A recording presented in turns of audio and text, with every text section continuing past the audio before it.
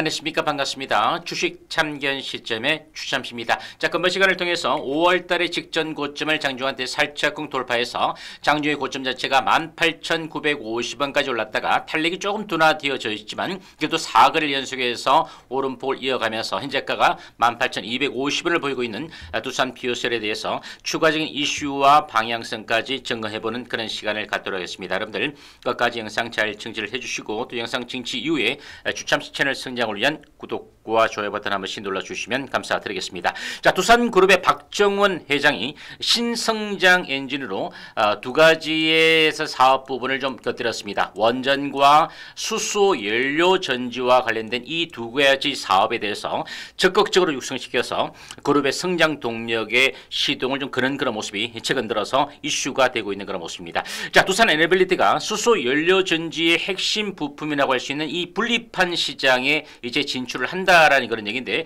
동사의 주력 사업 자체가 바로 인산형 수소 연료 전지죠. 인산형 수소 연료 전지와 고체 산화물 연료 전지 이 두 가지 부분에 대해서 주력하고 있는데, 두산 에너빌리티 이번에 분리판 시장에 진출 자체는 결국은 홀로서 사업을 영위하기 어렵다 보니까 바로 두산 퓨어셀과 시너지를 통해서 연료 전지의 포트폴리오를 확장을 해 가겠다 이런 얘기가 나왔습니다. 그러니까 인산형 연료 전지의 분리판의 소재를 확연해서 이제 금속 소재로 대체를 해 가겠다라는 얘기인데, 이를 통해서 성능 개선과 양산을 좀 본격화하겠다는 얘기라고 여러분들 이해를 해보시면 되겠습니다. 즉 연료 전지 부분에 강점을 갖고 있는 이 두산 퓨어셀과 협업을 통해서 연료 전지의 원가의 30%를 차지할 정도로 큰 비중을 차지하고 있기 때문에 원가율 개선 자체가 크게 이루어질 수 있다라고 보시면 되겠습니다.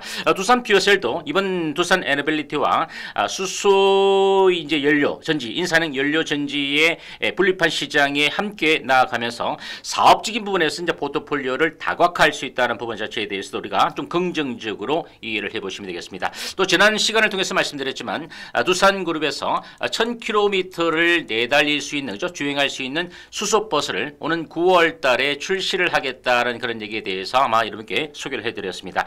일단 상반기 중에 수소버스 관련해서 인정 절차를 마무리하고 차기 정부죠. 이제 이재명 정부 들어서 정책적인 지원까지도 우리가 기대를 해볼 수 있지 않을까라는 부분인데, 결국 보조금 및 구매 지원의 어떤 정책적인 지원 자체가 강화가 되어질 수 있을 것으로 전망이 됩니다. 참조적으로 현대차도 올해 12m급 이제 수소버스죠. 수소버스의 신차를 출시할 그런 예정인데, 결국은 탄소 중립을 달성하기 위해서 기존의 상용차의 수소 전력 전환 속도 자체가 좀 더 빨라질 수 있는 점도 우리가 한번 눈여겨봐야 되겠습니다. 이재명 정부 들어서 재생에너지의 육성 확대 정책 공약 역시 수소 사업을 영위하는 기업들에게 모멘텀으로 반영될 수 있다 보니까 오늘 수소 관련주 섹터들에서 일제 좀 강세 현상도 나타나고 있습니다. 정권가에서는 두산 에너빌리티, 두산 퓨어셀이 신재생에너지 부분에 탑픽으로 좀 제시하면서 목표 주가는 그렇게 높게 잡지는 않았습니다. 23,000원 정도의 TP를 좀 제시하는 그런 모습인데, 일단 두산 퓨어셀이 올해 연결 기준의 연간 실적을 놓고 봤을 때 1분기의 영업의 적자 폭이 지난해 대비해서 좀 적자는 전환이 되어지면서 좀 큰 폭의 약세를 좀 보여주었습니다. 그러니까 수익성적인 부분 자체가 좀 좋지 못했다라고 보여지는데, 그래도 올해 연간으로 놓고 봤을 때 하반기에 좀 실적 개선세 자체가 분기별로 좀 흑자 전환될 수 있는 그런 가능성까지도 있습니다. 왜냐하면 청정수소의 발전 의무화 제도 낙찰에 따라서 연내 수주에 성공할 경우에 하반기에 매출액이 좀 반응이 확대가 되어지면서 분기별로 흑자가 좀 전환이 되어질 수 있는 그런 가능성이 있기 때문에 연간으로 누적으로 놓고 봤을 때 확연한 실적 턴어라운드까지 이끌어지지 않겠지만, 올해가 이제 실적인 턴어라운드에 약간의 변곡점이 될 수 있는 한 해가 되지 않을까 이렇게 보여집니다. 왜냐하면 또한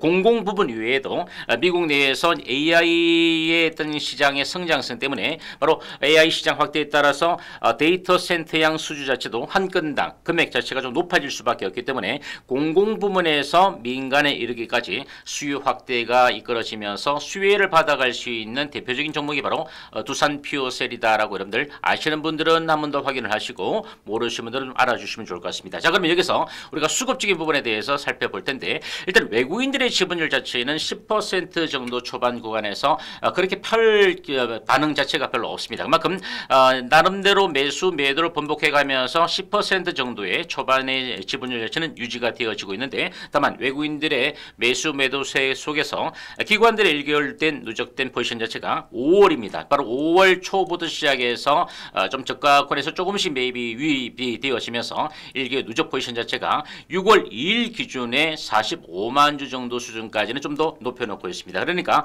외국인들의 지분율 자체는 별 차이가 없지만 기관 투자자를 중심으로 꾸준하게 저가 매수가 유입이 되어지면서 금일 직전에 5월 19일 날 고점 자체를 장중에 살짝쿵 돌파하는 그런 모습인데 아직까지도 위에 상단 부분에 480일 이평선에 좀 저항 구간 자체가 있지만 일전에 여러분들께 월봉사로 말씀드리면서 주가 자체가 올라갔을 때 기본적으로 25,500원에서 22,000원 정도의 수준에서 좀 저항이 자체가 좀 돌파가 되어져서 월봉상에 20길 이평선의 저항이 좀 안착이 되어졌을 경우에 25,000원까지는 단기적인 스윙적인 관점에서 놓고 봤을 때도 올라가는데 그렇게 걸림돌 자체가 되지 않을 것이다 라는 그런 부분에 대해서 말씀을 드렸습니다. 하반기에 신규 수주와 또 분기별 흑자에 대한 변동성 자체가 실질적으로 좀 나타났을 때 주가에도 훨씬 더 탄력적인 상승 자체가 예상이 되어지고 또 이재명 정부 들어서 신재생 에너지 부분 자체의 강화 자체는 결국 문재인 정부 때의 정책 자체를 유지를 해 갈 것이다 라는 부분이니까 물론 이제 원전 같은 경우에도 탈원전 쪽으로는 가진 않겠죠. 하지만 친원전보다는 신재생 에너지를 임기 내에 더욱더 확대를 해 간다라는 그런 부분도 있으니까 제가 보는 관점에서는 이제 두산 비오셀 자체가 일단 25,000원까지는 추가적인 상승 자체를 이어갈 수 있다는 점에 대해서는 다시 한번 여러분들이 확인을 해 보시면 좋을 것 같고 다만 이제 2분기 이후 이제 3분기부터 접어들었을 때 아까 말씀드린 대로 분기별 Q별 흑자 전환과 함께 다양한 수주 모멘텀과 더불어서 외형 자체가 확대가 되어지면 볼륨 자체가 확대가 되어졌을 때 적자폭도 감소가 되어지고 분기별 하반기 수익성 자체로 전환이 되어진다면 이 거래량 자체가 여전히 6월 봉사로 바닥권의 거래량 자체가 이어지고 있지만 거래량 볼륨 자체가 확대가 되어지면서 결국 3만 원 정도 수준까지도 좀 중기적인 관점에서 놓고 봤을 때 더 오를 수 있는 여력 자체가 저는 충분하다라고 보여지니까 이제 두산 퓨어셀에 대해서 보유하고 계신 분들이 손실을 하시는 분들 많이 계실 겁니다.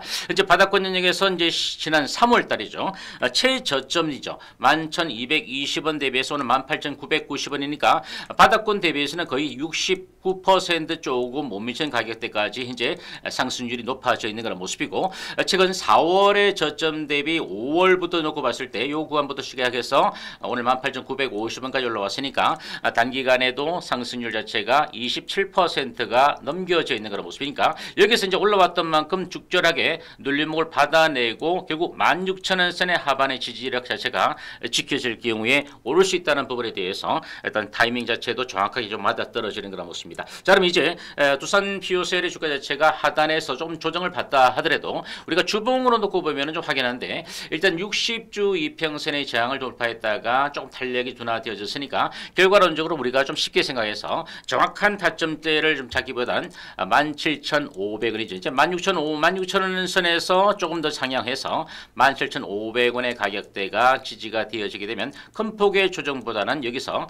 적절하게 수렴 과정 거치면서 다시 한번 2만 원선 돌파를 시도해 갈 것이다라고 놓고 보고 현재 레버스는 여러분들이 조금 길게 놓고 보시는 분들 입장에서 즉 손실이 좀 크게 확대가 되어지신 분들은 오히려 눌림목이 들어오는 그런 구간 속에서는 조금 더 추가적으로 물량을 좀 분할 매수로 좀 더 담아가셔도 좋지 않을까라는 부분이고 오히려 조정을 줄 때는 신규직 매수 관점도 아까 말씀드렸던 27,500원의 가격대가 좀 지지가 되어지는 구간 속에서는 여러분들이 좀 박스권의 수렴을 거치고 난 다음에 결국은 하방보다는 상방 쪽으로 포지션 자체를 만들어 갈 것이다라는 점에 대해서 인식을 해보시고 대응 이어가시면 좋지 않을까라는 부분입니다. 그래서 두산 피오셀이 일단 수익 구간보다 손실이 발생되어져 있는 분들이 많이 계시기 때문에 힘들 내시고 파이팅 이어가시기를 당부드리겠습니다. 자, 금일 영상 여기까지 간략하게 정리해드리고 끝으로 신규 영상을 청취하신 분들도 주참시 채널 성장을 위한 구독과 좋아요 버튼 한 번씩 눌러주시고 다음 영상을 통해서 다시금 뵙겠습니다. 감사합니다.